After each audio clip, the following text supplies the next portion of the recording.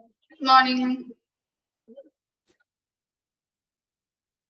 Good morning, ma'am. Good morning.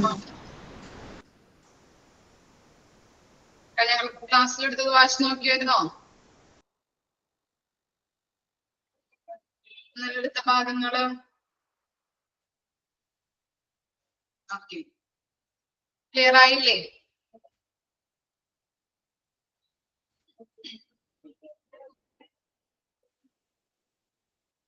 Page number ഒന്ന് പറഞ്ഞു കൊടുക്കൂ കേട്ടോ. പിന്നെ ഡൗട്ട് ഒന്നും ഇല്ലല്ലോ? ഇന്നലെ എടുത്ത ഭാഗങ്ങള് ഓക്കെ അല്ലേ?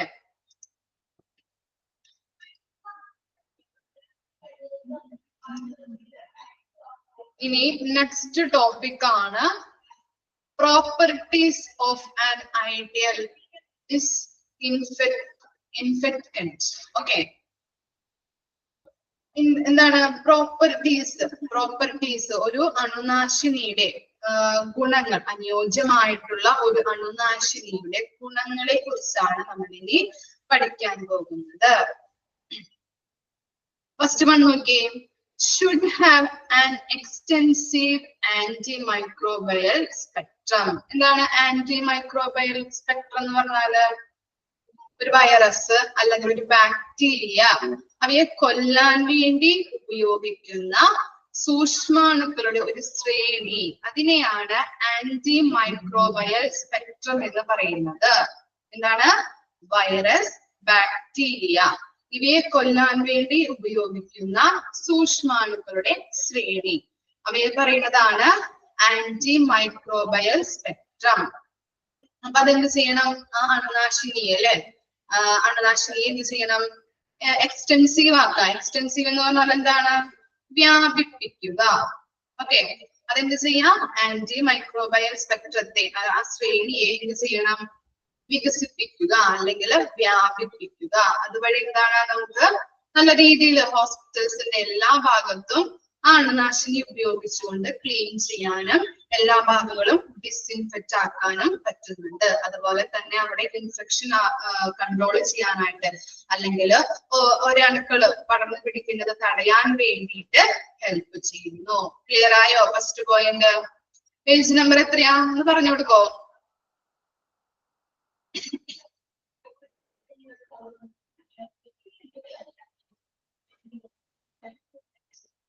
പേജ് നമ്പർ ഇന്നലെ എടുത്ത ഭാഗം മാറ്റി വായിച്ചു നോക്കിയായിരുന്നോ? അതിന്റെ തുടർച്ചയാണ് മിസ് പറഞ്ഞുകൊണ്ടിരിക്കുന്നത്.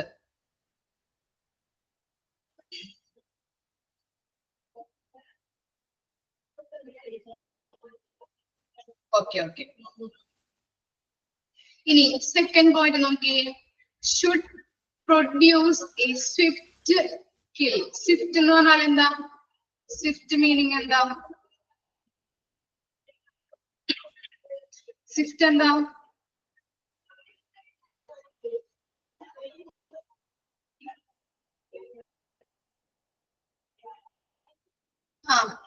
പെട്ടെന്ന് തന്നെ നമുക്ക് എന്ത് ചെയ്യാൻ പറ്റും? കൊല്ലുന്ന അല്ലെ. കിൽ എന്ന് പറഞ്ഞിട്ടുണ്ടെങ്കിൽ പെട്ടെന്ന് കൊല്ലാൻ പറ്റുന്ന, ആളുകളെയൊക്കെ പെട്ടെന്ന് കൊല്ലാൻ പറ്റുന്ന രീതിയിലുള്ളൊരു അണുനാശിനി ആയിരിക്കണം. ഓക്കെ, അതാണ് സെക്കൻഡ് പോയിന്റിൽ പറയുന്നത് കേട്ടോ. സ്വിഫ്റ്റ് ആയിട്ട് പെട്ടെന്ന് തന്നെ കൊല്ലാനുള്ള ഒരു കഴിവുണ്ടായിരിക്കണം, സഡൻ ആയിട്ട്. ഇനി എന്താണ്? തേർഡ് പോയിന്റ് നോക്കി, should be working the presence of organic matter and compatible with soap, detergent and other chemicals encountered in use. എന്താണ് ഓർഗാനിക് മാറ്റർ എന്ന് പറഞ്ഞാൽ? എന്താണ് ഓർഗാനിക് മാറ്റർ? ജൈവ വസ്തുക്കൾ. ഓക്കെ, ജൈവ വസ്തുക്കൾ. എക്സാമ്പിൾ അവിടെ കൊടുത്തിട്ടുണ്ടല്ലോ, ബ്ലഡ്, അതുപോലെ എന്താ സ്പ്യൂട്ടം. സ്പ്യൂട്ടം എന്താ?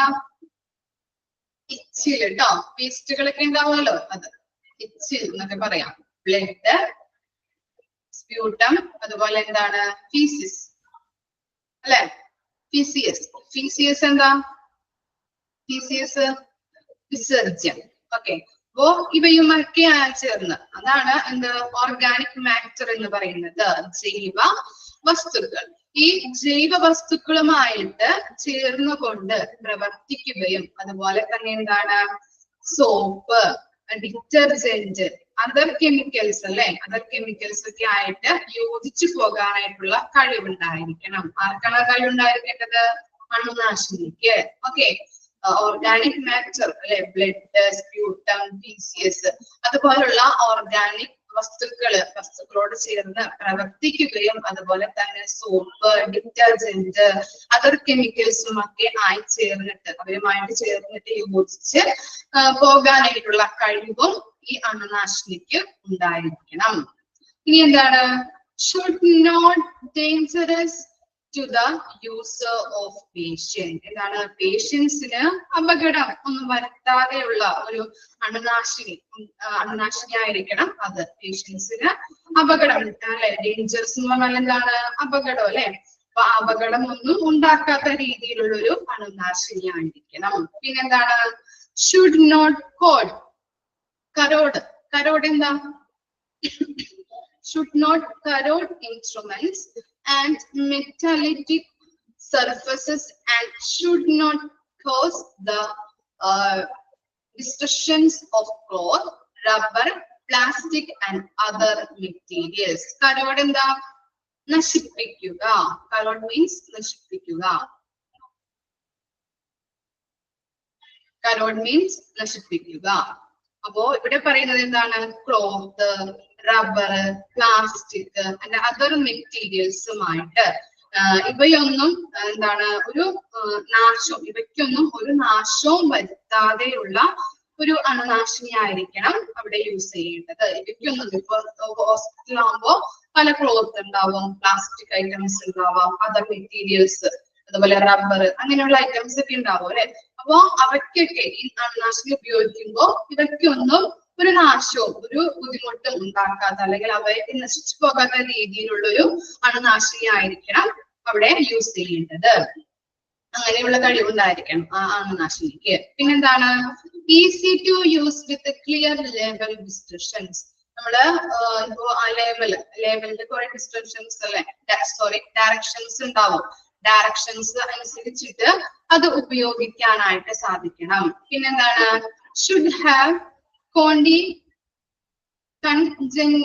congenial order or no order to facilitate its routine use. നമ്മള് routine use, ഡെയിലി യൂസ് ചെയ്യുമ്പോ എന്താണ്? ബുദ്ധിമുട്ട് ഉണ്ടാക്കാത്ത രീതിയിൽ ചിലപ്പോ എന്താണ് മണങ്ങളൊക്കെ, ചില അണുനാശിനിക്കൊക്കെ നല്ല മണങ്ങൾ, ഇപ്പൊ ചെതലിന്റെ ഒക്കെ ചെതലൊക്കെ കയറുമ്പോ അണുനാശിനി അടിക്കില്ലേ, അതിനൊക്കെ ഭയങ്കര ബുദ്ധിമുട്ടായിരിക്കും. മണം സഹിക്കാൻ പറ്റില്ല നമുക്ക്. വളരെ ബുദ്ധിമുട്ടും തുമ്മലും ജലദോഷം അങ്ങനെയുള്ള ഐറ്റംസ് ഇത് വരാറുണ്ട്. മിസ്സിന്റെ വീട്ടില് ഇങ്ങനെ ചെതല് വന്നപ്പോ ഇങ്ങനെയുള്ള ഇത് അടിച്ചിട്ടാണ് ഈ മറ്റേ ജനലിന്റെ ഇതുണ്ടാവല്ലോ കട്ടിലൊക്കെ മാറ്റാനായിട്ട് അത് അടിച്ചിരുന്നു.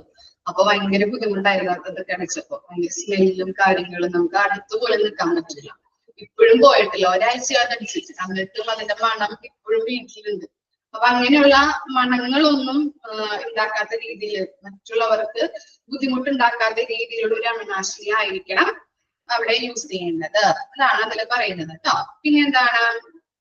Should not be prohibitively high cost. എന്താണ്? ഒരു മിതമായ രീതിയിൽ അല്ലെ. ഹൈ കോസ്റ്റ് എന്ന് പറഞ്ഞാൽ എന്താണ്? വളരെ കോസ്റ്റ് കൂടിയത്, അങ്ങനെയൊന്നും ഉണ്ടാക്കാത്ത രീതിയിൽ ഒരു മിതമായ രീതിയിലുള്ള ഒരു കോസ്റ്റ് ആയിരിക്കണം അതിന് പ്രൊവൈഡ് ചെയ്യേണ്ടത്. Should soluble as water. എന്താണ്? വാട്ടറിനോട് ലയിച്ചു പോകാനായിട്ടുള്ള രീതിയിലുള്ള ഒരു അണുനാശിനി ആയിരിക്കണം. പിന്നെന്താണ്? Should be steady concentrate and use dilution അല്ലെ. എന്താണ് പറയാ, ഡയലൂട്ട് ആക്കാനായിട്ട് ഡയലൂട്ട് ചെയ്യാൻ പറ്റുന്ന രീതിയിലായിരിക്കണം. അതുപോലെ എന്താണ്? Should have good cleaning properties. എന്താണ്? പ്രോപ്പർട്ടീസ് ഒക്കെ നല്ല രീതിയിൽ ക്ലീൻ ചെയ്യാൻ പറ്റുന്ന രീതിയിലുള്ള ഒരു അണുനാശിനി ആയിരിക്കണം. Should not harm the environment on disposal. നമ്മള് ഡിസ്പോസൽ ചെയ്യുമ്പോ എൻവയോൺമെന്റിന് ദോഷമൊന്നും, നോട്ട് ഹാം എന്നാ പറഞ്ഞേക്കുന്നത്. എന്താണ്? എൻവയോൺമെന്റിന് ദോഷമൊന്നും ഉണ്ടാക്കാത്ത രീതിയിലുള്ള ഒരു അണുനാശിനി ആയിരിക്കണം ഉണ്ടായിരിക്കേണ്ടത്. അപ്പൊ അണുനാശിനിക്ക് ഉണ്ടായിരിക്കേണ്ട ഗുണങ്ങളാണ് ഇവിടെ കൊടുത്തിരിക്കുന്നത് കേട്ടോ. ഫസ്റ്റ് എന്താ പറഞ്ഞത്? ആന്റി മൈക്രോബയൽ സ്പെക്ട്രം അല്ലെ, എന്താണ് വൈറസ്, ബാക്ടീരിയ പോലുള്ളവയെ നശിപ്പിക്കാൻ കഴിവുള്ള രീതിയിലുള്ള ഒരു സൂക്ഷ്മാണുക്കളാണ്. അതിന്റെ ശ്രേണിയെയാണ് ആന്റി മൈക്രോബയൽ സ്പെക്ട്രം എന്ന് പറയുന്നത്. ആ സൂക്ഷ്മാണുക്കളെ നമ്മൾ എന്ത് ചെയ്യണം? എക്സ്റ്റൻസീവ് അല്ലെ, വ്യാപിപ്പിക്കണം. അതുപോലെ പെട്ടെന്ന് കൊല്ലാൻ, മറ്റുള്ള അണുക്കളെ പെട്ടെന്ന് കൊല്ലാൻ പറ്റുന്ന രീതിയിലുള്ളൊരു അണുനാശിനിയായിരിക്കണം. പിന്നെന്താ പറഞ്ഞത്? ജൈവ വസ്തുക്കളോട് കൂടുതൽ ലയിച്ചു ചേർന്നുകൊണ്ട്, അതുപോലെ തന്നെ സോപ്പ്, ഡിറ്റർജന്റ്, അതർ കെമിക്കൽസും ഒക്കെ ആയിട്ട് കൂടി പ്രവർത്തിക്കാൻ കഴിവുള്ളൊരു അണുനാശിനിയായിരിക്കണം അവിടെ ഉണ്ടായിരിക്കേണ്ടത്. പിന്നെന്താണ്? പേഷ്യൻസിന് എന്താണ് ഡേഞ്ചറസ് ആവാത്ത രീതിയിലായിരിക്കണം അത് ഉണ്ടായിരിക്കേണ്ടത് അല്ലെ. പേഷ്യൻസിന് ദോഷകരമാം വിധം അല്ലെ, അപകടമൊന്നും ഉണ്ടാക്കാത്ത രീതിയിലായിരിക്കണം അതവിടെ അങ്ങനെയുള്ള അണുനാശിനിയായിരിക്കണം. പിന്നെന്താ പറഞ്ഞത്? ഇങ്ങനെ cloth, rubber, plastic and other materials ആയിട്ട് അതിനൊന്നും ഒരു ദോഷവും ഉണ്ടാക്കാത്ത രീതിയിൽ, അത് നശിച്ചു പോകാത്ത രീതിയിലുള്ള ഒരു അണുനാശിനിയായിരിക്കണം. പിന്നെന്താണ്? ഇതിന്റെ ലാബിലെ ഡയറക്ഷൻ ഉപയോഗിച്ചുകൊണ്ട് അത് നല്ല രീതിയിൽ യൂസ്ഫുൾ ആയിട്ട് ഈസി ആയിട്ട് നമുക്ക് യൂസ് ചെയ്യാൻ പറ്റുന്നതായിരിക്കണം. പിന്നെന്താ പറഞ്ഞത്? റുട്ടീൻ ആയിട്ട് യൂസ് ചെയ്യുമ്പോ അല്ലെ, റുട്ടീൻ യൂസ് ചെയ്യുമ്പോ ബുദ്ധിമുട്ട് ഉണ്ടാക്കാത്ത രീതിയിൽ സ്മെല്ലൊന്നും അങ്ങനെ ഉണ്ടാവാൻ പാടില്ല, മറ്റുള്ളവർക്ക് സ്മെല്ലും കാര്യങ്ങളൊന്നും ഉണ്ടാവാൻ പാടില്ല. പിന്നെന്താണ്? ഹൈ കോസ്റ്റ് ഉള്ള, അതുപോലെ തന്നെ മിതമായ രീതിയിൽ, ഹൈ കോസ്റ്റ് ഒന്നും കൂടാതെ ഒരു മിതമായ രീതിയിലുള്ള മിഡിൽ ടൈപ്പ് ഓഫ് കോസ്റ്റ് ആണ് നമുക്ക് അതിൽ ഉണ്ടായിരിക്കേണ്ടത്. പിന്നെ ബാത്റൂമിനോട് ലയിച്ചു പോകാനുള്ള രീതിയിൽ ആയിരിക്കണം ആ അണുനാശിനി. പിന്നെന്താ പറഞ്ഞത്? ഡൈലൂഷൻ ചെയ്യാൻ പറ്റുന്ന വിധത്തിലായിരിക്കണം. പിന്നെന്താ? നല്ല പ്രോപ്പർട്ടീസ്, അവിടെ ഹോസ്പിറ്റലാണെങ്കിൽ കുറെ അധികം പ്രോപ്പർട്ടീസും കാര്യങ്ങളൊക്കെ ഉണ്ടാവും. ആ പ്രോപ്പർട്ടീസിൽ നല്ല രീതിയിൽ ക്ലീൻ ചെയ്യാൻ പറ്റുന്ന ഒരു അണുനാശിനിയായിരിക്കണം. പിന്നെ വേസ്റ്റുകൾ അതുപോലത്തെയുള്ള ഡിസ്പോസൽ നമ്മൾ ചെയ്യുമ്പോൾ എൻവയോൺമെന്റിന് ദോഷകരമാം വിധം ദോഷമൊന്നും ഉണ്ടാക്കാൻ പറ്റാത്ത വിധത്തിലായിരിക്കണം അതിന്റെ ഉപയോഗം എന്ന് പറയുന്നത്. ക്ലിയർ ആയോ? വായിച്ചു നോക്കിയേ, വായിച്ചു നോക്കൂ കേട്ടോ. ജസ്റ്റ് ഒരു 2 പോർഷൻ കൂട്ടിയേ ഉള്ളൂ ഹൗസ് കീപ്പിംഗിൽ.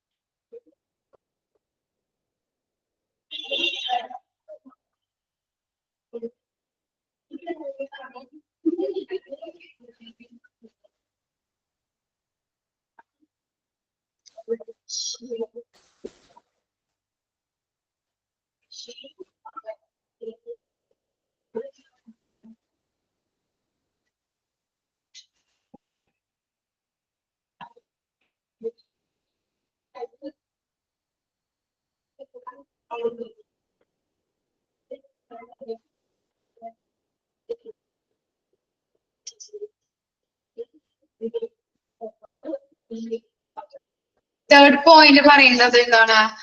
ഓർഗാനിക് മാറ്റർ എന്ന് വെച്ചിട്ടുണ്ടെങ്കിൽ ജൈവവസ്തുക്കളാണ് എന്തൊക്കെ? ബ്ലഡ്, അതുപോലെ സ്പ്യൂട്ടം, അതുപോലെ ഫീസിയസ് ഒക്കെ. അപ്പോ ഇവയുമായിട്ട് ലയിച്ചു ചേർന്നുകൊണ്ട് അല്ലെങ്കിൽ ഇവയുടെ സാന്നിധ്യത്തിൽ പ്രവർത്തിക്കുകയും വസ്തുക്കളുടെ സാന്നിധ്യത്തിൽ പ്രവർത്തിക്കുകയും സോപ്പ്, ഡിറ്റർജന്റ്, അതുപോലെ അതർ കെമിക്കൽസുമായിട്ട് യോജിച്ചു പോകാനായിട്ട് കഴിവുണ്ടായിരിക്കണം.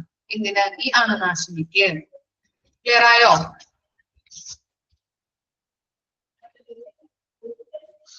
ഒക്കെയാണോ?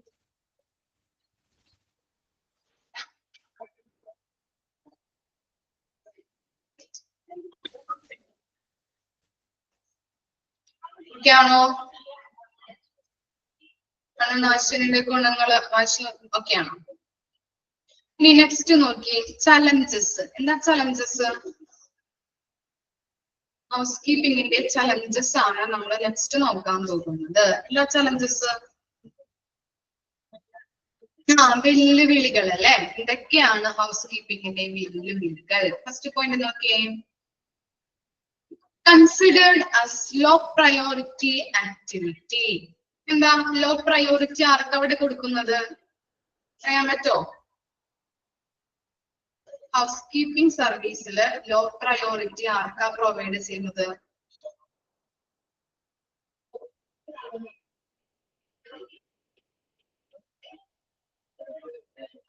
തൂപ്പുകാർക്ക്. ഓക്കെ, എന്താണ് എംപ്ലോയീസിന് അല്ലെ? ഹൗസ് കീപ്പിംഗ് സർവീസ് ചെയ്യുന്ന എംപ്ലോയീസിന്, ഹൗസ് കീപ്പിംഗ് സ്റ്റാഫുകൾക്കാണ് ലോ പ്രയോറിറ്റി കൊടുക്കുന്നത്. അതെന്താണ്? ഒരു ചലഞ്ചസ് ആണ് അല്ലെ? ഒരു വെല്ലുവിളിയാണ്. ചിലപ്പോ അവര് അങ്ങനെ ലോ പ്രയോറിറ്റി കൊടുക്കുമ്പോ അല്ലെങ്കിൽ ലോ സാലറി ഒക്കെ കൊടുക്കുമ്പോ എന്താണ്, അവരെ മര്യാദക്ക് പണിയെടുക്കാതൊക്കെ നിൽക്കാം, നല്ല രീതിയിൽ ക്ലീനിങ് ആക്കാതെ നമുക്ക് തരുന്നത് ഇത്ര പ്രയോറിറ്റി ഉള്ളൂ എന്ന് പറഞ്ഞിട്ട് എന്താ ചെയ്യാ, അങ്ങനെയുള്ള കാര്യങ്ങളൊക്കെ ചെയ്യാതിരിക്കാം. ഒരു എന്താണ്, ഒരു ഇതിന് അവരെന്തായാലും വർക്ക് ചെയ്യണമല്ലോ എന്ന് വിചാരിച്ചിട്ട് ചിലപ്പോ വർക്ക് ചെയ്യാം. അങ്ങനെയുള്ളൊരു വെല്ലുവിളി, ഡിമോട്ടിവേറ്റ്. ഓക്കെ, പിന്നെന്താണ്? സെക്കൻഡ് പോയിന്റ് നോക്കി, ഫിനാൻഷ്യൽ കൺസ്ട്രെയിൻസ്. ഓക്കെ, നമ്മൾ പറഞ്ഞ കാര്യം തന്നെയാണ്. അവർക്ക് എന്താണ്? സാലറി എങ്ങനെയാ അവരുടെ?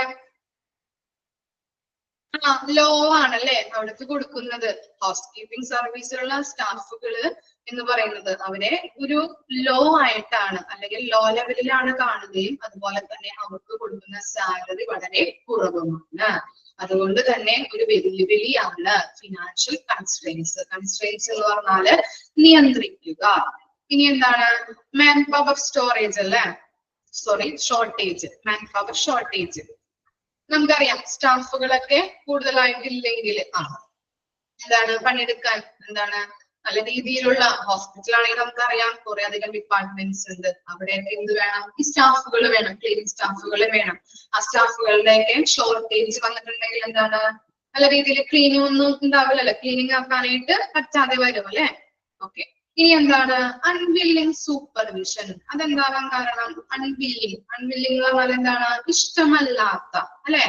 ഇപ്പോ ഞാൻ പറഞ്ഞു എന്താണ്, ചില സൂപ്പർവൈസർക്കൊക്കെ ചിലപ്പോ നല്ല രീതിയിൽ പരിഗണന കിട്ടാതെ, അതുപോലെ തന്നെ സാലറിയുടെ കുറവ്, അങ്ങനെയുള്ള കാര്യങ്ങളൊക്കെ ഉണ്ടാവും. അപ്പൊ അവർക്ക് എന്താണ്? ഇഷ്ടമുണ്ടാവില്ല ഇങ്ങനെ ഓരോ ആൾക്കാരെയും അവിടെ കീഴിൽ വർക്ക് ചെയ്യുന്ന ആളുകളൊക്കെ സൂപ്പർവൈസ് ചെയ്യാനായിട്ട്. ജോലി ചെയ്യണമല്ലോ എന്ന് വിചാരിച്ച് ചിലപ്പോ സൂപ്പർവൈസ് ചെയ്യാം, പക്ഷെ എന്നാലും അവർക്ക് ഇഷ്ടമുണ്ടാവില്ല. ചിലപ്പോൾ നല്ലൊരു വർക്കിംഗ് എൻവയോൺമെന്റ് ലഭിക്കുന്നുണ്ടാവില്ല. അങ്ങനെ പല കാരണങ്ങൾ കൊണ്ടാവാമെന്ന് ഇഷ്ടമില്ലാതെ സൂപ്പർവിഷൻ ചെയ്യുന്നത്. അതും ഒരു വെല്ലുവിളിയാണ്. പിന്നെന്താണ്? ലാക്ക് ഓഫ് അവയർനെസ് അല്ലെ? അത് എങ്ങനെയാണ്? നല്ല രീതിയിൽ എന്താണ് ബോധവൽക്കരണ കുറവ്. എന്താണ്? നല്ല രീതിയിൽ ചിലപ്പോ സൂപ്പർവൈസ് ചെയ്യാനില്ലാതെ ആളുകളെയൊക്കെ നല്ല രീതിയിൽ പണിയെടുക്കാൻ, എന്ത് ചെയ്യണം, എന്ത് വർക്ക് ചെയ്യണം, എങ്ങനെ ചെയ്യണം എന്ന് പറഞ്ഞു കൊടുക്കാൻ ആളുകളൊന്നും ഇല്ലെങ്കിൽ അവർക്ക് അറിയാൻ പറ്റില്ല എങ്ങനെയൊക്കെയാണ് ചെയ്യേണ്ടതെന്നുള്ളത്. അതും പിന്നെന്താണ്? കോൺഫ്ലിക്റ്റ് ആൻഡ് ഇന്ററപ്ഷൻസ് അല്ലെ? തർക്കങ്ങൾ ഉണ്ടാവാം. നമ്മൾ പറഞ്ഞു എന്താണ്, പല ഓഫീസിലായാലും അല്ലെങ്കിൽ പലയിടത്തും എന്താണ് തർക്കങ്ങൾ, സ്റ്റാഫുകൾ തമ്മിൽ പല തർക്കങ്ങള് ഉണ്ടാവാം. അതും എന്താണ്? ഒരു വെല്ലുവിളിയാണ്. പിന്നെന്താണ്? Theft and wastage. അറിയാമല്ലോ, എന്താണ് മോഷണങ്ങൾ നടക്കാം, അതുപോലെ തന്നെ വേസ്റ്റേജുകൾ, കളവ്, അതുപോലെ വേസ്റ്റേജുകൾ ഇപ്പോ ഹൗസ് കീപ്പിംഗ് സ്റ്റാഫുകൾക്ക് കുറെ ലോഷനും കാര്യങ്ങളൊക്കെ കൊടുക്കുമല്ലോ. അപ്പൊ എന്തെങ്കിലും അവർക്ക് അവരുടെ കുറെ ഉണ്ട്, കുറെ ക്വാണ്ടിറ്റിയിലൊക്കെ അവര് കൊടുക്കുന്നുണ്ട്. അപ്പൊ എന്ത് ചെയ്യും? കുറെ ഒഴിച്ചിട്ട് അവര് ക്ലീനൊക്കെ ആക്കും. അങ്ങനെ വേസ്റ്റേജുകൾ സംഭവിക്കുന്നുണ്ട്. അപ്പൊ അങ്ങനെയുള്ള കാര്യങ്ങളാണ് ചലഞ്ചസിൽ വരുന്നത്. എന്തൊക്കെയാണ് നമുക്കറിയാം. എന്തൊക്കെയാണ്? കൺസിഡേർഡ് ആസ് ലോ പ്രയോറിറ്റി കൊടുക്കുന്നുണ്ട്. അതുപോലെ ഫിനാൻഷ്യൽ കൺസ്ട്രെയിൻസ്, പവർ സ്റ്റാഫുകളുടെ ഷോർട്ടേജ് മൂലം, അതുപോലെ തന്നെ ഇഷ്ടമില്ലാത്ത സൂപ്പർവിഷൻ, അതുപോലെ തന്നെ ലാക്ക് ഓഫ് അവയർനെസ്, കോൺഫ്ലിക്റ്റ്, തർക്കങ്ങൾ ഉണ്ടാകുന്നുണ്ട്, മോഷണം, അതുപോലെ തന്നെ പല വേസ്റ്റേജുകളും അവിടെ സംഭവിക്കാം. ഓക്കെ ആണോ? ചലഞ്ചസ് ഒന്ന് ഓർത്ത് വെച്ചാൽ മതി കേട്ടോ. ഇനി എന്താ? ഹൗസ് കീപ്പിംഗ് മാനേജറിന്റെ റെസ്പോൺസിബിലിറ്റി. ഹൗസ് കീപ്പിംഗ് മാനേജർ ആരാ? ഏത് പൊസിഷനിലാണ് നിൽക്കുന്നത് അദ്ദേഹം? ഹൈറാർക്കി പഠിച്ചത് ഓർമ്മയില്ല? ഏത് പൊസിഷനാ? ഏത് പൊസിഷൻ? ഫസ്റ്റ് അല്ലെ? ആദ്യം മാനേജർ, പിന്നെ സൂപ്പർവൈസർ, പിന്നെ ലാസ്റ്റ് ആണ് ആര്? എംപ്ലോയീസ് വരുന്നത്. അപ്പൊ ഫസ്റ്റ് ലെവലിൽ അല്ലെ, ഫസ്റ്റ് പൊസിഷനിൽ നിൽക്കുന്ന ആളാണ് ആര്? House keeping manager. അദ്ദേഹത്തിന്റെ റെസ്പോൺസിബിലിറ്റീസ് എന്തൊക്കെയാണ്? ഒന്ന് വായിച്ചു നോക്കിയേ, വായിച്ചു നോക്കൂട്ടോ. ഒന്ന് പറയാൻ പറ്റുമോ നോക്കുന്നുണ്ട്.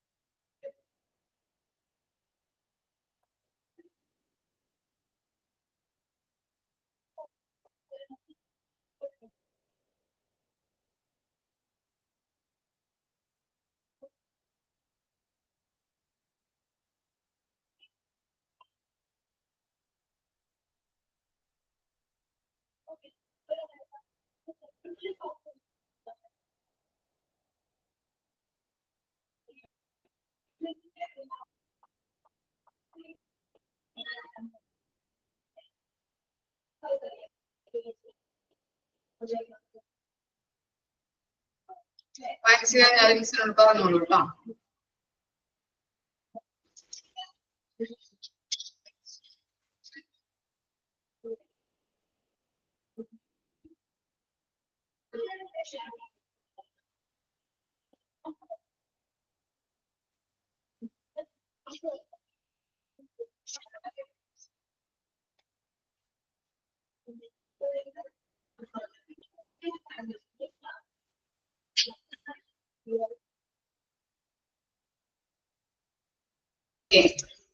ജോബി ഒന്ന് പറയോ ഇതൊക്കെയാണെന്നുള്ളത്? റെസ്പോൺസിബിലിറ്റീസ്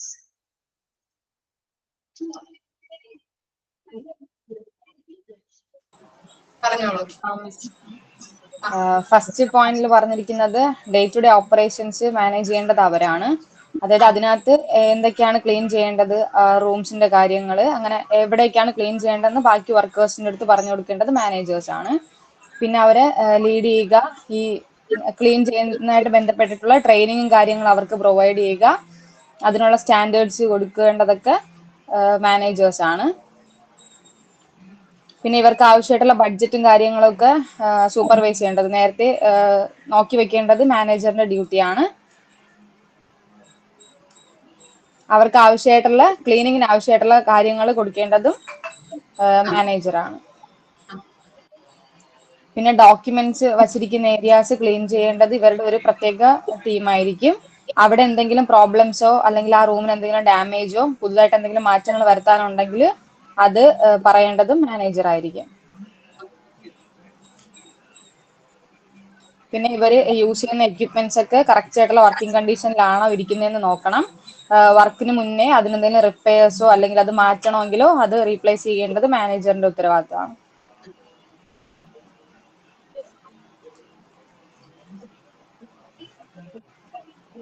ഇനി അവരുടെ സർവീസസിന് എന്തെങ്കിലും ഇംപ്രൂവ്മെന്റ്സ് വേണമെങ്കിൽ അതിന്റെ റെക്കമെൻഡേഷൻസ് മാനേജ്മെന്റിന്റെ കയ്യിൽ നിന്ന് സ്വീകരിക്കേണ്ടത് ഇവരായിരിക്കും, മാനേജേഴ്സ് ആയിരിക്കണം.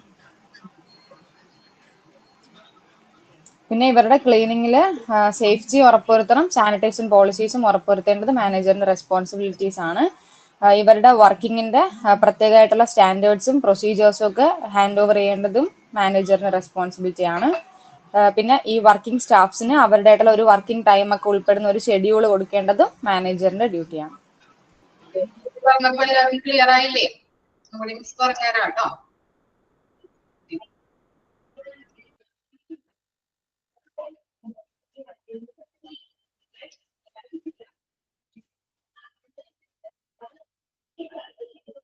First one, okay. Monitor all the daily operations of the housekeeping department containing the cleaning and of all rooms and public area every day. എന്താണ് എല്ലാം മോണിറ്റർ ചെയ്യുക അല്ലെ, എല്ലാ ഓപ്പറേഷൻസും അവരുടെ ഡെയിലി ഓപ്പറേഷൻസ് മോണിറ്റർ ചെയ്യുക. അതുപോലെ തന്നെ എല്ലാ റൂംസും ക്ലീൻ ആണോ, അതുപോലെ തന്നെ എന്താണ് സ്റ്റെറിലൈസ് ചെയ്തിട്ടുണ്ടോ, അങ്ങനെയുള്ള പബ്ലിക് ഏരിയാസ് അതുപോലുള്ള എല്ലാ റൂംസും പബ്ലിക് ഏരിയാസും നല്ല രീതിയിൽ ക്ലീനിങ് ആണോ എന്ന് മോണിറ്റർ ചെയ്യേണ്ടത് ആരുടെ ഡ്യൂട്ടിയാണ്? മാനേജറിന്റെ ഡ്യൂട്ടിയാണ്. അതുപോലെ എന്താണ് ലീഡ്, ഹയർ ആൻഡ് ട്രെയിൻ അല്ലെ. ലീഡ് എന്ന് പറഞ്ഞാൽ എന്താണ്? നയിക്കുക. ഹയർ എന്താ? ഹയർ നിയമിക്കുക അല്ലെ. ഹയറിങ് കേട്ടിട്ടില്ലേ നിങ്ങള്? ലീഡ് നയിക്കുക, ഹയർ എന്ന് പറഞ്ഞാല് നിയമിക്കുക. അതുപോലെ തന്നെ ട്രെയിൻ അല്ലെ, ട്രെയിനിങ് കൊടുക്കുക. അങ്ങനെയുള്ള കാര്യങ്ങൾ എന്തൊക്കെ ചെയ്യണം?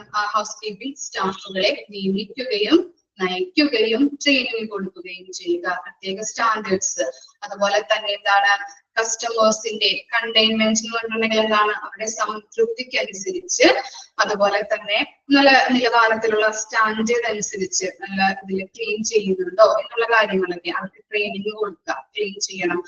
കസ്റ്റമേഴ്സിന്റെ സംതൃപ്തി, അവർക്ക് സംതൃപ്തി എന്ന് വെച്ചിട്ടുണ്ടെങ്കിൽ എന്താണ്? ഹോസ്പിറ്റൽസ് എല്ലാം ക്ലീൻ ആയി കിടക്കുന്നതാണല്ലേ അവരുടെ സാറ്റിസ്ഫാക്ഷൻ എന്ന് പറയുന്നത്. അതുകൊണ്ട് തന്നെ അവരുടെ സംതൃപ്തി നല്ലപോലെ നിലനിർത്താനും ഹൈ ടോപ്പിലേക്ക് എത്തിക്കാനും വേണ്ടിയിട്ട് സ്റ്റാൻഡേർഡ് ആയിട്ട് നിലവാരത്തോട് കൂടിയിട്ട് എന്ത് ചെയ്യണം? ക്ലീൻ ചെയ്യിപ്പിക്കണം എല്ലാ കാര്യങ്ങളും. അപ്പൊ അവരെ ട്രെയിനിങ് ചെയ്യിപ്പിക്കുക, നയിക്കുക, അതുപോലെ ലീഡ് ചെയ്യുക, നിയമിക്കുക, അങ്ങനെയുള്ള കാര്യങ്ങളൊക്കെ ചെയ്യേണ്ടത് ഈ മാനേജറുടെ ഡ്യൂട്ടിയാണ്. പിന്നെ എന്താണ്? Supervise the house keeping department budget, take inventory and make sure that of adequate cleaning supplies അല്ലെ. എന്താണ്? ഈ ക്ലീനിങ്ങിന് വേണ്ടിയിട്ടുള്ള കുറെ കാര്യങ്ങള്, എക്യുപ്മെന്റ്സും കാര്യങ്ങളൊക്കെ വേണ്ടി വരുമല്ലോ. അതിന്റെ ബഡ്ജറ്റ് പ്രിപ്പയർ ചെയ്യുക. അതുപോലെ തന്നെ ഇൻവെന്ററികള്, വിവര പട്ടികകളൊക്കെ എന്ത് ചെയ്യുക? റെക്കോർഡ് ചെയ്ത് വെക്കുക. അങ്ങനെയുള്ള കാര്യങ്ങൾ തയ്യാറാക്കാം. പിന്നെന്താ പറയുന്നത്? Document area cleaned by housekeeping attendant. Housekeeping attendant ആണ് ആര്? ഈ ഡോക്യുമെന്റ് ഏരിയാസ് ഒക്കെ, ഡോക്യുമെന്റ് വെച്ചിരിക്കുന്ന ഏരിയാസ് ഒക്കെ എന്ത് ചെയ്യുന്നത്? ക്ലീൻ ചെയ്യുന്നത്. And report any problems such as room damages and maintenance request to the front office. ഇപ്പൊ അവർക്ക് ആ ഏരിയാസിന് ഡോക്യുമെന്റ് ഏരിയ അതൊക്കെ എന്തെങ്കിലും ഡാമേജോ അല്ലെങ്കിൽ എന്തെങ്കിലും മെയിൻ്റെനൻസ് വർക്കൊക്കെ ചെയ്യേണ്ടതായിട്ടുണ്ടെങ്കിൽ ഫ്രണ്ട് ഓഫീസ് അതിനകത്ത് ആ ഫ്രണ്ട് ഓഫീസിൽ റിക്വസ്റ്റ് അയക്കാം. പിന്നെന്താണ്? Make sure that all cleaning equipment is in proper working condition and make arrangement for repairs as needed. അപ്പൊ എക്യുപ്മെന്റ്സ് ഒക്കെ നല്ല രീതിയിൽ ക്ലീൻ ആണോ, എന്തെങ്കിലും വർക്കിംഗ് കണ്ടീഷൻസ് ഒക്കെ എന്തെങ്കിലും മോശമുണ്ടോ എന്നുള്ളത്, റിപ്പയർസ് വേണോ എന്നുള്ളതൊക്കെ ചെക്ക് ചെയ്യാം, ഉറപ്പുവരുത്താം. പിന്നെന്താണ്? Recommend service improvement to the management. ഇവര് കൊടുക്കുന്ന സർവീസിൽ എന്തെങ്കിലും ഇംപ്രൂവ്മെന്റ്സ് വേണമെന്നുണ്ടെങ്കിൽ അതിന്റെ റെക്കമെൻഡേഷൻസ് പ്രൊവൈഡ് ചെയ്യുന്നത് ആരാണ്? ഈ മാനേജറാണ്. Make sure that compliance with safety and sanitization policies. എന്താണ്? സേഫ്റ്റിയുമായിട്ട് ബന്ധപ്പെട്ടും അതുപോലെ സാനിറ്റൈസേഷൻ പോളിസിയുമായിട്ട് ബന്ധപ്പെട്ടും വല്ല കംപ്ലൈൻസ് ഉണ്ടോ എന്നുള്ളത് ചെക്ക് ചെയ്യണം. ഇനി എന്താണ്? Establish standards and procedure for work. Standards, ഈ അവരുടെ വർക്കിനനുസരിച്ചിട്ടുള്ള പ്രൊസീജിയേഴ്സും സ്റ്റാൻഡേർഡ്സും എന്ത് ചെയ്യണം? എസ്റ്റാബ്ലിഷ് ചെയ്യാം. പിന്നെ എന്താണ്? Creative staffing schedules. നമ്മൾ പറഞ്ഞില്ലേ ചില ആൾക്കാർക്ക് എന്താണ് ഡേ ഷിഫ്റ്റ്, നൈറ്റ് ഷിഫ്റ്റ്, അങ്ങനെ വർക്കിംഗ് ഷെഡ്യൂൾ ടൈം ഉണ്ടാവും. അപ്പൊ ഷെഡ്യൂൾ ടൈം ക്രിയേറ്റ് ചെയ്യാം. അതും ആരുടെ ഡ്യൂട്ടിയാണ്? ഹൗസ് കീപ്പിംഗ് മാനേജറുടെ ഡ്യൂട്ടിയാണ്. മനസ്സിലായോ? ഡൗട്ട് ഉണ്ടോ? ഏതെങ്കിലും പോയിന്റ്സ്?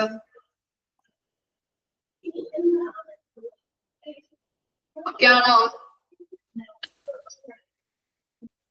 ഇതോടുകൂടി നമ്മുടെ ഹൗസ് കീപ്പിംഗ് ചാപ്റ്റർ കംപ്ലീറ്റ് ആയിട്ടോ. ഓക്കെ അല്ലേ?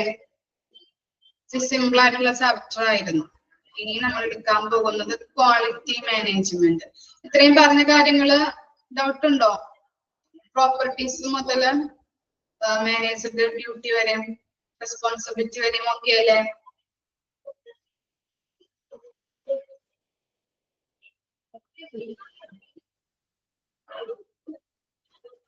ഓക്കെ ആണോ? വായിച്ചു നോക്കണോ ഇനി പോയിന്റ്സ്?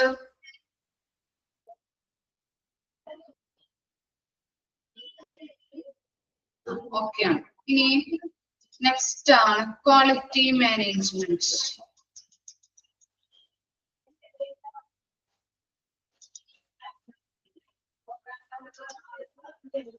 ക്വാളിറ്റി മാനേജ്മെന്റ് PDF ഉണ്ടോ കയ്യില്?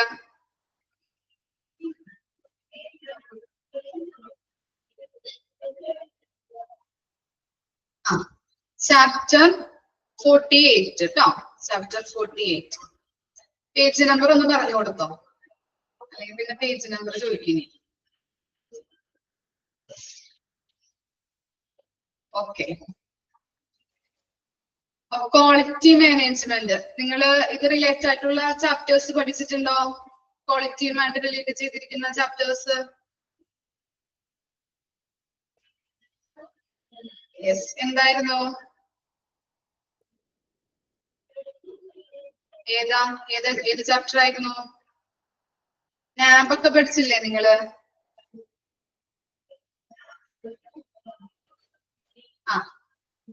നാബില് ക്വാളിറ്റിയുമായിട്ട് റിലേറ്റ് ചെയ്തിരുന്ന ക്വാളിറ്റി അഷുറൻസ് എടുത്തിട്ടുണ്ട്. ഓക്കെ, നാബ് നിങ്ങൾക്ക് അറിയാൻ പറ്റുള്ള കുറച്ച് കാര്യങ്ങളൊക്കെ.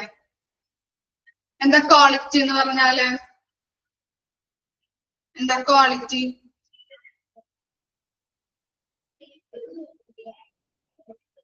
ഗുണനിലവാരം. ഓക്കെ, ഇപ്പൊ ഒരു പ്രൊഡക്റ്റ് വാങ്ങിക്കുമ്പോ അതിന് ക്വാളിറ്റി ഉണ്ടെന്ന് പറയാറുണ്ടല്ലേ നമ്മള്, അല്ലെങ്കിൽ ഒരു സർവീസ്, ഹോസ്പിറ്റലിലെ സർവീസ് നമുക്ക് അവര് പ്രൊവൈഡ് ചെയ്യുമ്പോൾ അത് നല്ല രീതിയിലുള്ള ഒരു ക്വാളിറ്റിയോടെയാണ് സർവീസ് പ്രൊവൈഡ് ചെയ്യുന്നത് പറയാറില്ലേ?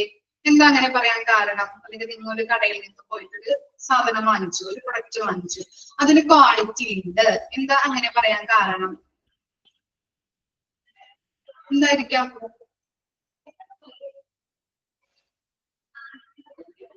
നിങ്ങളുടെ വ്യൂ അനുസരിച്ച് എന്തായിരിക്കാം അങ്ങനെ പറയാനായിട്ട് കാരണം? സാറ്റിസ്ഫൈ ചെയ്യും. Okay,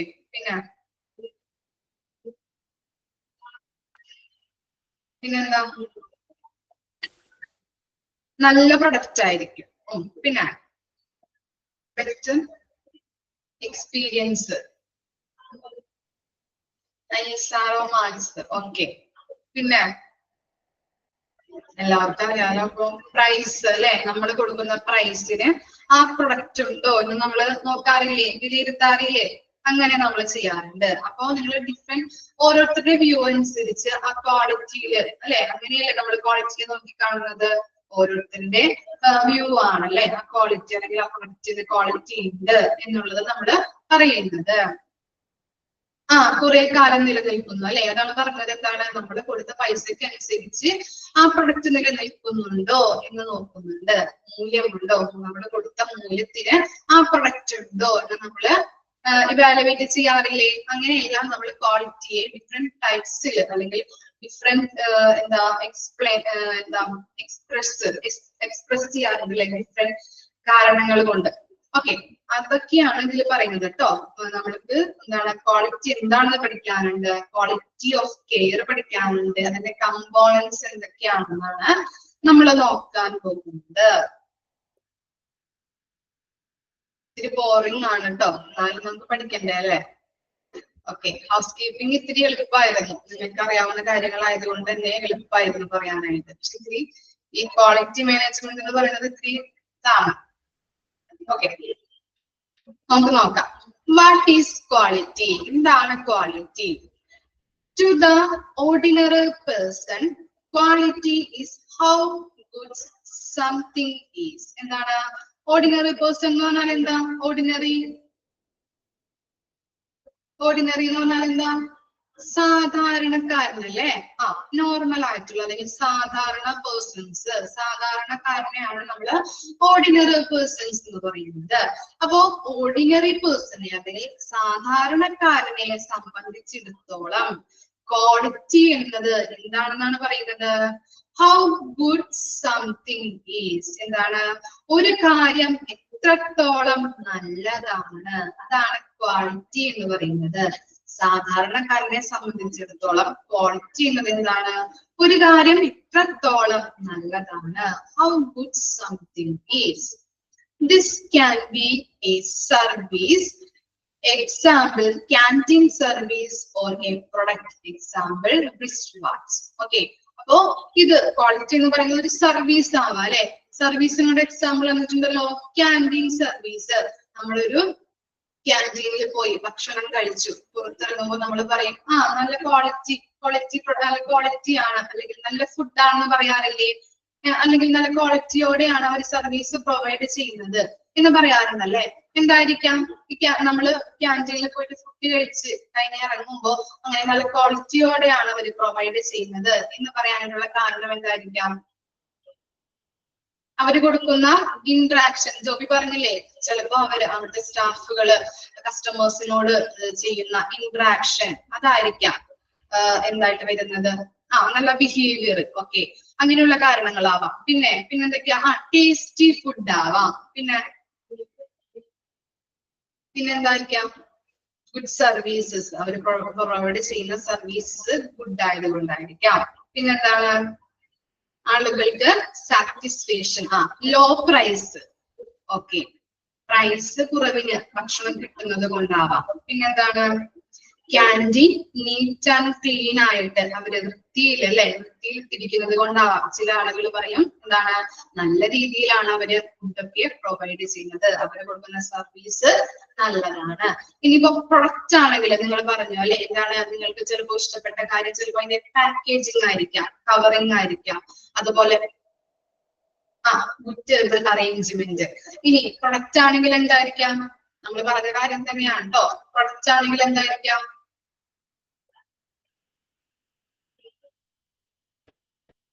good quality. അതുപോലെ പ്രൈസ് ഒക്കെ എന്താണ്, നമ്മള് കൊടുത്ത പ്രൈസിന് ഗുഡ്സ് ഉണ്ടോ അല്ലെങ്കിൽ ആ പ്രൊഡക്റ്റ് ഉണ്ടോ എന്ന് നമ്മൾ വിലയിരുത്തുന്നത് കൊണ്ടാവാം. അട്രാക്റ്റീവ് ആയിരിക്കാം പാക്കേജ്, അങ്ങനെയുള്ള കാര്യങ്ങളായിരിക്കാം.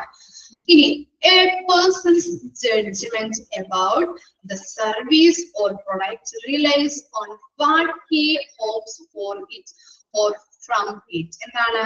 ഒരു സാധാരണക്കാരൻ അല്ലെങ്കിൽ ഒരു പേഴ്സൺ ഈ ഗുഡ്സിനെയോ അല്ലെങ്കിൽ പ്രൊഡക്റ്റിനെയോ അല്ലെങ്കിൽ ആ സർവീസിനെയോ ജഡ്ജ്മെന്റ് ചെയ്യുന്നത് എങ്ങനെയാണെന്നാ പറയുന്നത്?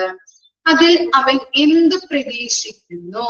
എന്താണ്? what he hopes for it or from it, അല്ലെ? അവൻ അതിൽ നിന്ന് എന്താണ് പ്രതീക്ഷിക്കുന്നത് എന്നതിനനുസരിച്ചിട്ടാണ് അവൻ ആ സർവീസിനെയും അതുപോലെ തന്നെ ആ പ്രൊഡക്റ്റിനെയും വിലയിരുത്തുന്നത്. ഇപ്പോ നിങ്ങളൊരു ഓൺലൈൻ ആയിട്ട് ഒരു ഡ്രസ്സ് വാങ്ങിച്ചു. അപ്പൊ ആ ഡ്രസ്സ് നമ്മൾ ഓൺലൈനിൽ സെലക്ട് ചെയ്യുമ്പോൾ അതിന്റെ കളർ നോക്കും, അതിന്റെ പ്രൈസ് നോക്കും, അതുപോലെ തന്നെ എന്താ നോക്കാം, പിന്നെന്തൊക്കെ നോക്കും നിങ്ങള്? ഇതൊക്കെയല്ലേ നോക്കാറ്?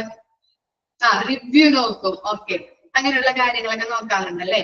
ഇനി അത് നമ്മുടെ കയ്യിൽ കിട്ടി, നമ്മുടെ പ്രതീക്ഷയ്ക്ക് അനുസരിച്ച് അത് എത്തിയിട്ടുണ്ടോ, അല്ലെങ്കിൽ അതിന് ക്വാളിറ്റി ഉണ്ടോ, അതിന് കറക്റ്റ് ആ പ്രൈസ് ഉണ്ടോ അല്ലെങ്കിൽ ക്വാളിറ്റി ഉണ്ടോ, അങ്ങനെയുള്ള കാര്യങ്ങൾ നമ്മുടെ കയ്യിൽ കിട്ടുമ്പോൾ നമ്മൾ നോക്കില്ലേ. അല്ലെങ്കിൽ നമ്മള് ഓൺലൈനിൽ ചെയ്ത ഓർഡർ ചെയ്തിരിക്കുന്ന സാധനം തന്നെയാണോ വന്നിരിക്കുന്നത്? ചിലർക്കൊക്കെ എന്താണ്, മാറിപ്പോയിട്ടുണ്ട് സാധനങ്ങൾ, ഓർഡർ ചെയ്ത സാധനങ്ങളൊന്നും ആയിരിക്കില്ല വരുന്നത്.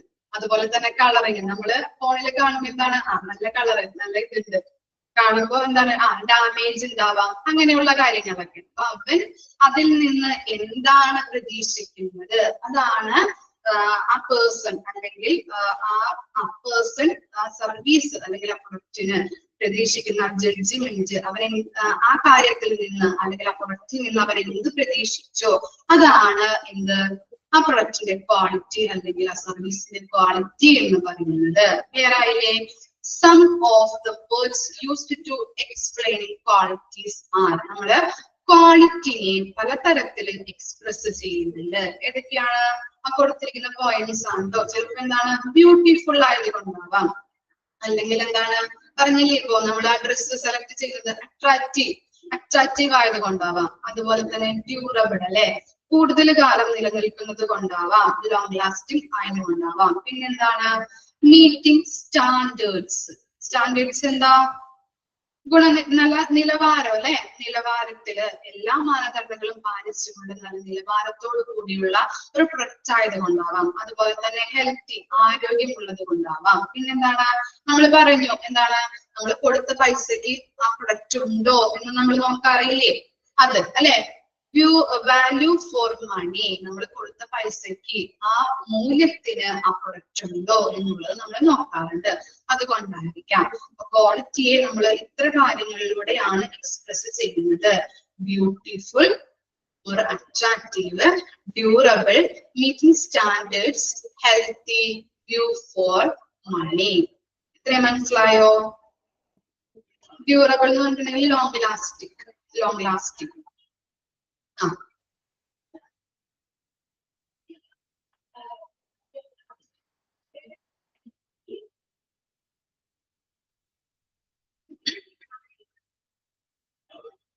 ഇനി എന്താണ്, though the different words are used to describe quality, നമ്മള് ഡിഫറെന്റ് വേർഡ്സിൽ നമ്മൾ യൂസ് ചെയ്യാറുണ്ടല്ലേ, ക്വാളിറ്റിനെ ഡിസ്ക്രൈബ് ചെയ്യാറുണ്ട്.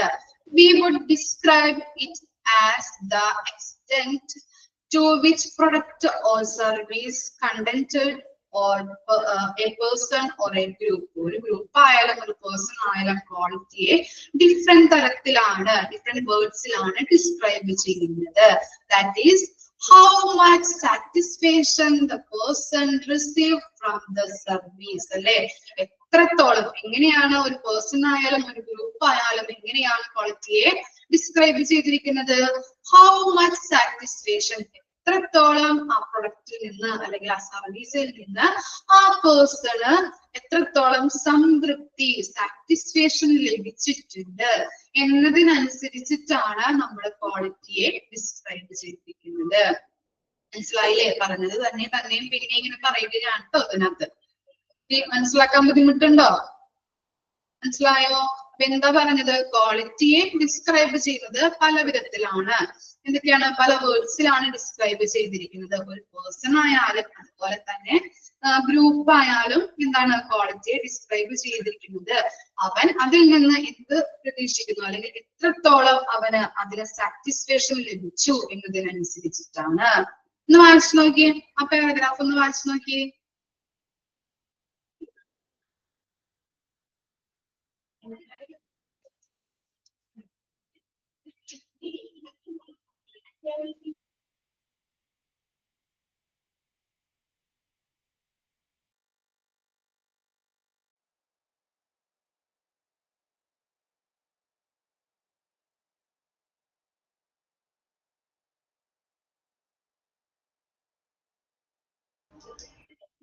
ക്വാളിറ്റി എന്താണെന്ന് ജസ്റ്റ് ഒന്ന് നോക്കിയാൽ മതി കേട്ടോ. പിന്നെ ക്വാളിറ്റിയെ എക്സ്പ്രസ് ചെയ്യുന്ന കാര്യങ്ങള് പോയിന്റ്സ് നമ്മൾ നോക്കിയില്ലേ, അത്രയും മാത്രം നോക്കിയാൽ മതി.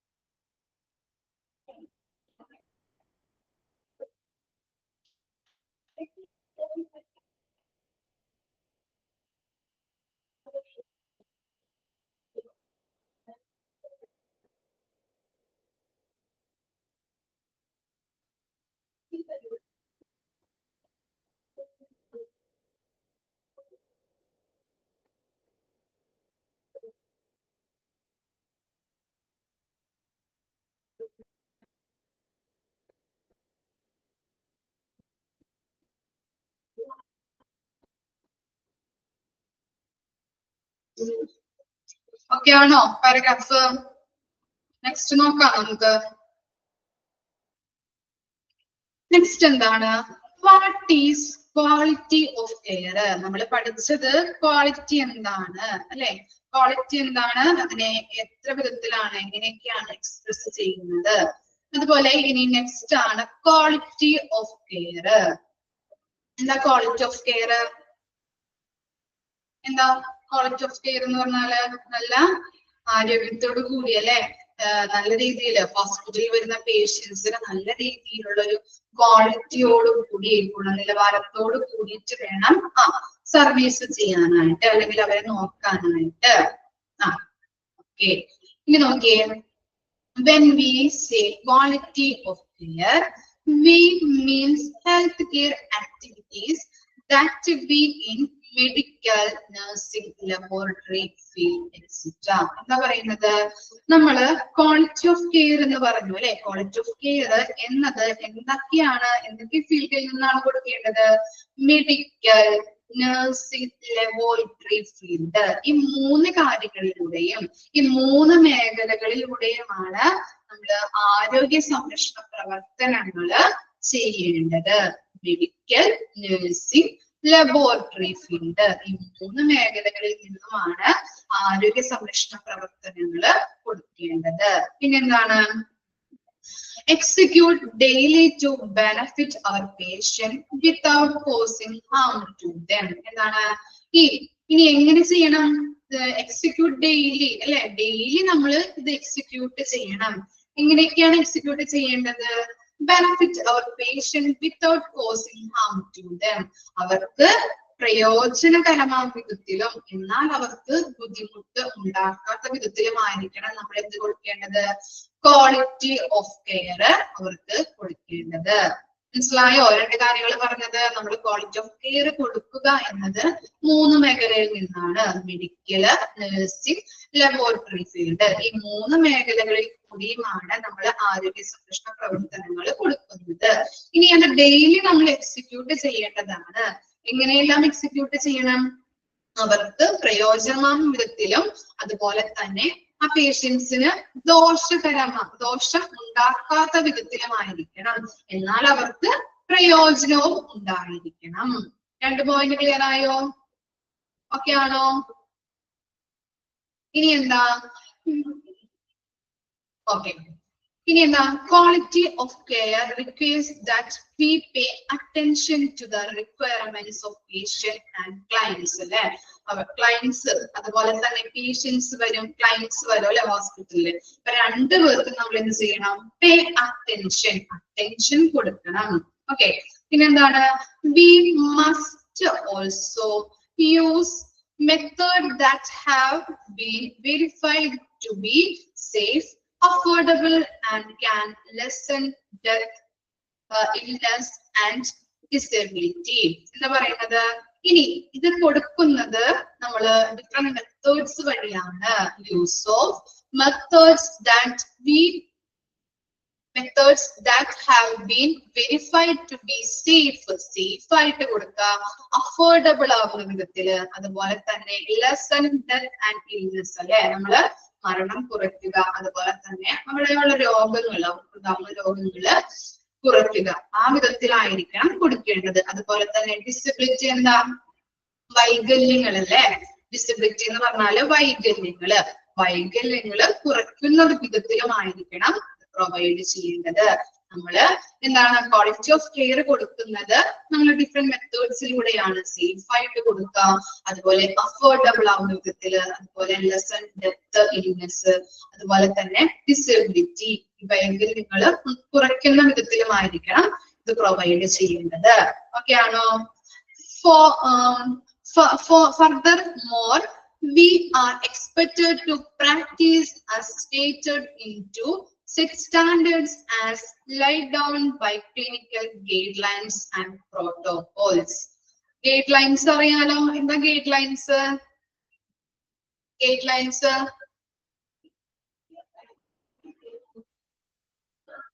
Protocols എന്താ?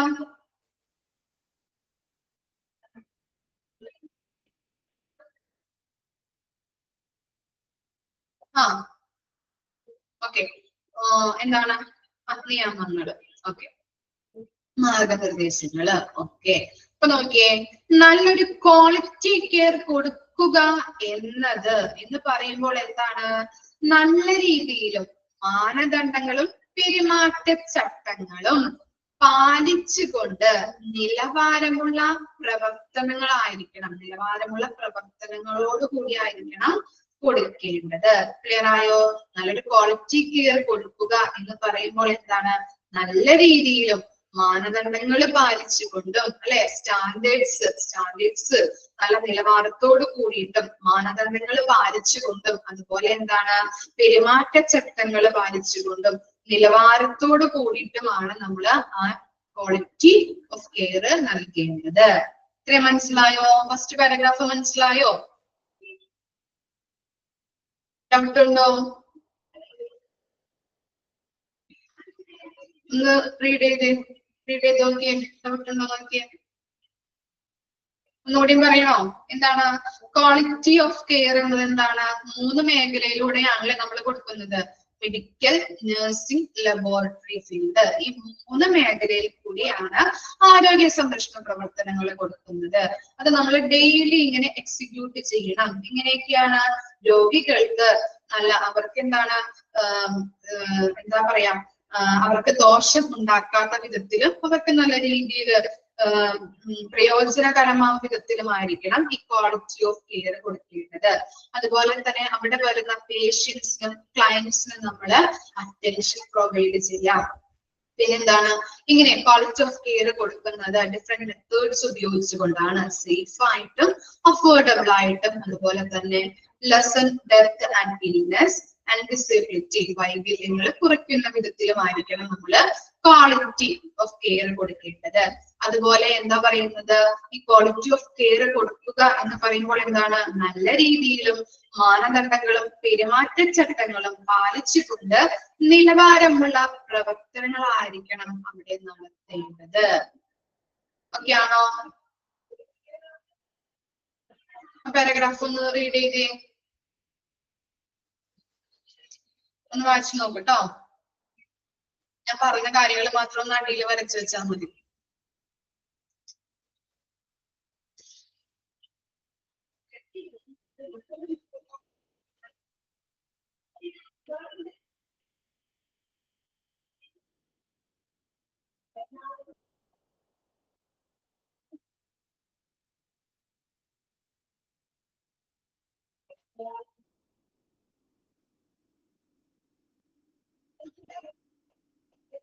ഓക്കെ ആണല്ലേ? ഇനി നോക്കിയാ ജസ്റ്റ് ചെറിയൊരു പാരഗ്രാഫും കൂടി പറഞ്ഞിട്ട് നിർത്താട്ടോ. എന്താണ്? വിത്ത് quality of care we do the exact things at the exact time. അല്ലെ? എക്സാക്ട് ക്വാളിറ്റി ഓഫ് കെയർ എന്നത് എന്താണ്? നമ്മള് എക്സാക്ട് ടൈമില് കാര്യങ്ങൾ ചെയ്യണം. എക്സാക്ട് ആയിട്ട് കറക്റ്റ് ആയിട്ട് നമ്മള് ആ എക്സാക്ട് ടൈമിൽ തന്നെ അവർക്ക് ആ ക്വാളിറ്റി ഓഫ് കെയർ കൊടുക്കുക. We check patient promptly, make the right diagnosis and give the apt treatment. അല്ലെ? അവിടെ വരുന്ന പേഷ്യൻസിന് കറക്റ്റ് ആയിട്ട് ശരിയായ രീതിയിൽ രോഗനിർണയം എന്താണെന്ന്, അവരുടെ രോഗം എന്താണെന്ന് മനസ്സിലാക്കി അതുപോലെ തന്നെ അതിന് വേണ്ട ആപ്റ്റ് ആയിട്ടുള്ള ട്രീറ്റ്മെന്റ് കൊടുക്കുകയും വേണം. With quality of care, we keep on enhancing our standards for services till excellence is good. എന്താ പറയുന്നത്? നല്ലൊരു ക്വാളിറ്റി ഓഫ് കെയർ കൊണ്ട് ഉദ്ദേശിക്കുന്നത് മികച്ച കെയറിലേക്ക് എത്തണമെങ്കിൽ, അല്ലെ, ആ ഹോസ്പിറ്റല് മികച്ച കെയറിലേക്ക് എത്തണമെങ്കിൽ നമ്മൾ കൊടുക്കുന്ന സർവീസിന്റെയും കെയറിന്റെയും നിലവാരം ഉയർത്തേണ്ടതായിട്ട് വരുന്നുണ്ട്. ഓക്കെ, ഉയർത്തി കൊണ്ടിരിക്കണം. നമ്മൾ കൊടുക്കുന്ന കെയറും അതുപോലെ സർവീസിന്റെ നിലവാരം എന്ത് ചെയ്യണം? ഉയർത്തിക്കൊണ്ടിരിക്കണം. ആ ഹോസ്പിറ്റൽ ഒരു നല്ല രീതിയിലാണ് സർവീസ് പ്രൊവൈഡ് ചെയ്യുന്നത് എന്ന് ആൾക്കാർ പറയണമെങ്കിൽ എന്ത് ചെയ്യണം? നമ്മള് ഹോസ്പിറ്റലിൽ കൊടുക്കുന്ന ട്രീറ്റ്മെന്റ് അതുപോലെ തന്നെ സർവീസ് ആയാലും കെയറിംഗ് ആയാലും അത് നമ്മൾ കൊടുക്കുന്നത് ഇങ്ങനെ അതിന്റെ നിലവാരം ഉയർത്തിക്കൊണ്ടിരിക്കണം. മനസ്സിലായോ? അതാണ് ജസ്റ്റ് ആ ചെറിയ പോയിന്റിൽ പറയുന്നത് കേട്ടോ. ഫസ്റ്റ് പറഞ്ഞത് എന്താണ്? എക്സാക്ട് ടൈമിൽ നമ്മൾ ക്വാളിറ്റി കെയർ കൊടുക്കുക, അതുപോലെ അവിടെ വരുന്ന പേഷ്യൻസിന് അവരുടെ രോഗനിർണയിച്ച് കറക്റ്റ് രോഗം എന്താണെന്ന് കണ്ടുപിടിച്ച് അതിനാൽ ചൈൽഡ് ട്രീറ്റ്മെന്റ് കൊടുക്കുക. ഇനി ക്വാളിറ്റി കെയർ നമ്മൾ എന്താണ് ഉദ്ദേശിക്കുന്നത്? ക്വാളിറ്റി കെയർ കൊണ്ട് ഉദ്ദേശിക്കുന്നത് എന്താണ്? മികച്ച കെയറിലേക്ക് എത്തണമെങ്കിൽ നമ്മൾ കൊടുക്കുന്ന സർവീസിന്റെയും കെയറിന്റെയും സ്റ്റാൻഡേർഡ്സ് നിലവാരം ഉയർത്തിക്കൊണ്ടിരിക്കണം. മനസ്സിലായോ? ബുദ്ധിമുട്ടുണ്ടോ വായിക്കാനും മനസ്സിലാക്കാനും? ഓക്കെ ആണോ? 3 കാര്യങ്ങൾ പറഞ്ഞത് ഓക്കെ ആണോ? ഓക്കെ ആണോ? ഇത്രയും വരെ മിസ് എടുക്കുന്നുള്ളൂ കേട്ടോ. ഓക്കെ, വായിച്ച് മനസ്സിലാക്കാട്ടോ. ഇത് അവിടെ ഇങ്ങനെ ഇട്ട് കഴിഞ്ഞിട്ടുണ്ടെങ്കിൽ നിങ്ങൾക്ക് എക്സാം ആവുമ്പോൾ ബുദ്ധിമുട്ടായിരിക്കും. അന്നന്ന് എടുക്കുന്ന ഭാഗങ്ങള് അന്നന്ന് തന്നെ ഒന്ന് വായിച്ചെങ്കിലും വെക്കാം. അപ്പൊ എക്സാമിന് വരുമ്പോ അത് ചിലപ്പോ ഓർമ്മയിലുണ്ടാവും. ഓക്കെ, പഠിച്ചിട്ടില്ലെങ്കിലും വായിച്ച് വെക്കാം കേട്ടാ.